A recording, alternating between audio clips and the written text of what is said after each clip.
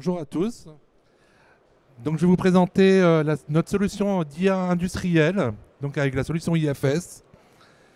Juste deux mots sur la société IFS. On est éditeur de logiciels de gestion.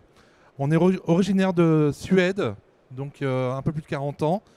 On est environ 7000 personnes dans le monde. On a fait un peu plus d'1 milliard de chiffre d'affaires l'année dernière. Et aujourd'hui, on fait 80% d'activité dans le cloud. Alors, ce qui est intéressant justement avec cette activité dans le cloud, on a développé une couche d'intelligence artificielle avec différents outils, donc du machine learning, du copilote. Donc on a choisi différents outils de différents éditeurs et on l'a branché sur nos différentes solutions qu'on propose en termes de produits. On retrouve ici la brique ERP, donc on va proposer de l'ERP. On va proposer tout ce qui est la gestion de la maintenance, l'EAM, mais aussi du field service maintenance, plutôt pour les techniciens sur le terrain. Ici, vous retrouvez un peu toutes les solutions qu'on propose déjà aujourd'hui en termes d'IA. Donc, je vais rentrer un peu plus dans le détail. Aujourd'hui, on propose à nos clients 6 types d'IA. Donc, le premier, c'est la génération de contenu. Donc, automatiquement, le système va nous générer de l'aide sur différentes solutions. On va le voir tout à l'heure. Deuxième type, c'est tout ce qui est recommandation. On va dire à l'utilisateur, attention, voilà ce que nous on pense qui va arriver. Donc le système va vous proposer des informations. La détection d'anomalies, notamment sur la partie maintenance. Tout ce qui est optimisation, qu'on retrouve énormément sur la partie planification. Ce qui va être prévision et prédiction d'événements. Et le dernier, c'est la connaissance contextuelle. Donc là, on parle plutôt de scan, de reconnaissance, et on va importer directement les informations. Donc je vous ai fait un peu le détail de chacun. Donc un premier exemple sur la génération de contenu. Donc déjà dans le produit, l'utilisateur va pouvoir demander de l'aide. Je suis sur une commande d'achat, comment je dois saisir une commande d'achat? Et là, le système va venir lui expliquer directement dans sa langue, tiens, voilà comment on vient faire la saisie. Ce qui est intéressant aussi, on appelle ça des prompts, je ne sais pas si vous avez entendu parler. Donc directement, je suis sur une non-conformité, je veux comprendre l'origine de la non-conformité. Le système va aller faire une analyse de la non-conformité et va dire cette non-conformité, elle est issue d'un ordre de fabrication, il y a eu tel problème sur l'ordre de fabrication. On va vraiment venir écrire ici directement l'origine de la non-conformité. Donc ça, c'est la première, c'est tout ce qui est génération de contenu. La deuxième, c'est tout ce qui est recommandation. Donc là, je suis sur l'opportunité. Donc là, je suis commercial. Je saisis une opportunité et automatiquement, le système va me dire la chance que j'ai de gagner cette opportunité en se basant sur différents critères. Le nombre de fois qu'on a gagné avec ce client, ça s'appelle la typologie de produit.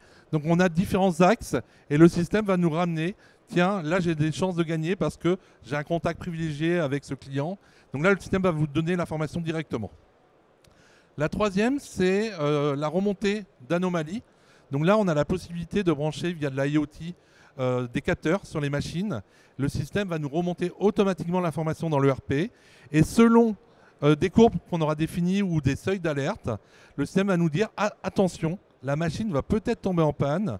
Et donc, elle va être capable de générer automatiquement un bon d'intervention pour que le technicien maintenance intervienne avant qu'elle tombe en panne.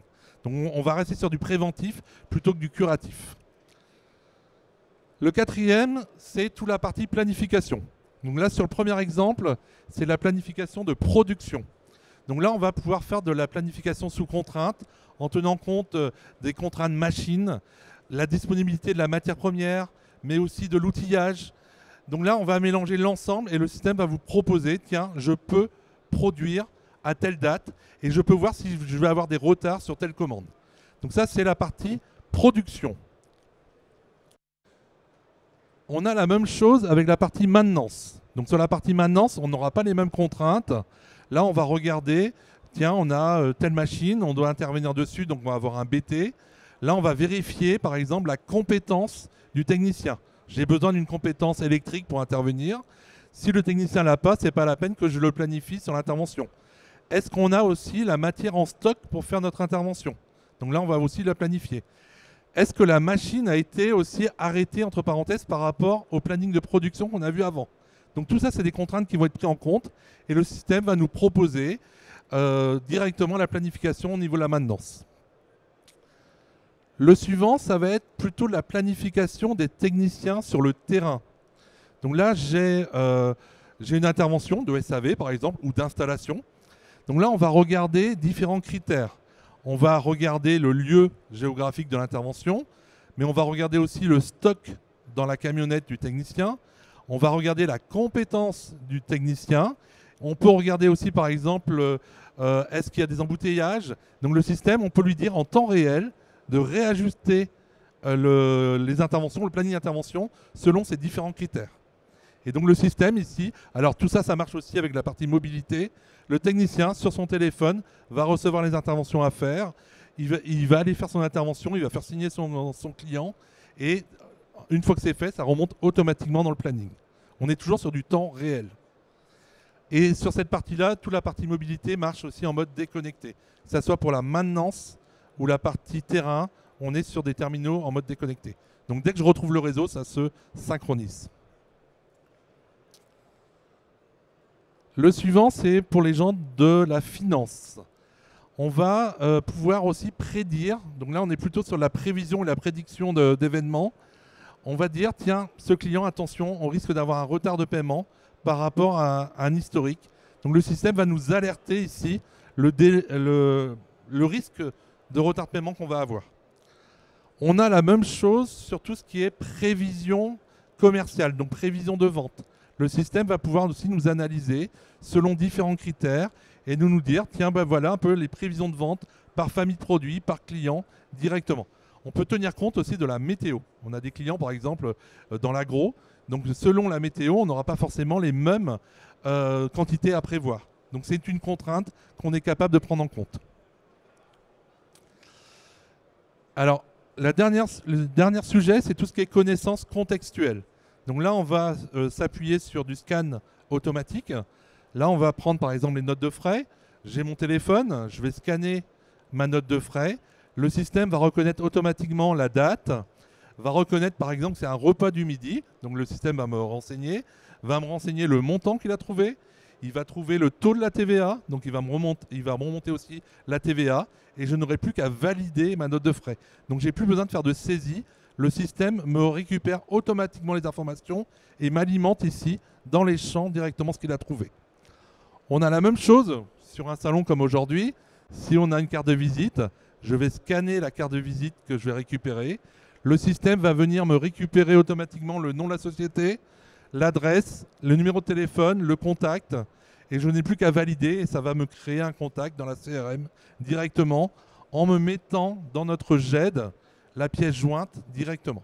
Donc on va garder la carte de visite dans la pièce jointe et ça va créer le contact en automatique. Le dernier, ça sera les commandes de vente. Donc ça marche de la même façon. On va recevoir un mail ou on va recevoir une commande de vente. On va pouvoir scanner la commande et le système, plutôt que faire une saisie de la commande, va venir alimenter automatiquement l'entête de commande de vente, va retrouver le client et va m'alimenter toutes les lignes. Et là, on va pouvoir comparer par exemple le tarif.